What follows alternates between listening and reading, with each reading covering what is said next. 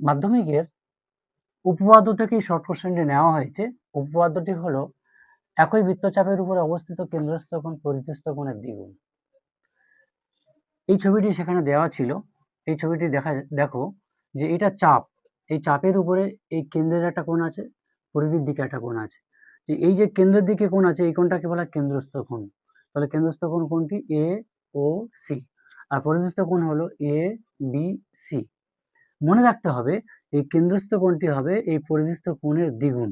মানে এইটা যদি 20 হয় তাহলে এইটা হবে 40, এইটা যদি 30 হয় এটা হবে 60। আর একটি বিন্দু, এই যে একটা বিন্দু আছে, এই বিন্দু চারিদিকে মোট আছে 360 ডিগ্রি।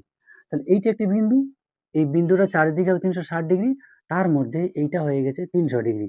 তাহলে 360 ডিগ্রি থেকে যদি আমরা এইটা 300 ডিগ্রি বাদ দিই তাহলে আমরা এইটুকু পেয়ে যাব। এই কোণটার নাম কি? এ ও সি।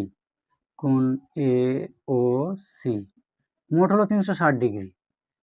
এই বিন্দুর চারিদিকে মোট হলো 360 ডিগ্রি। তার থেকে আমরা যদি 300 ডিগ্রি বাদ দিই তাহলে এইটুকু পাবো, 300 ডিগ্রি মাইনাস করে দেবো, পাচ্ছি আমরা 60 ডিগ্রি। তাহলে এই কোণটা পেলাম 60 ডিগ্রি।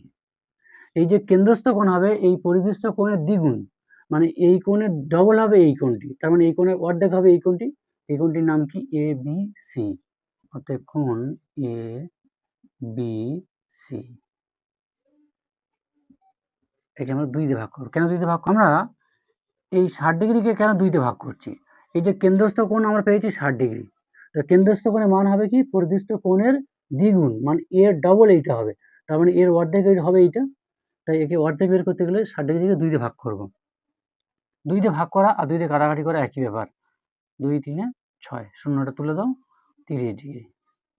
এই হলো অ্যান্সার।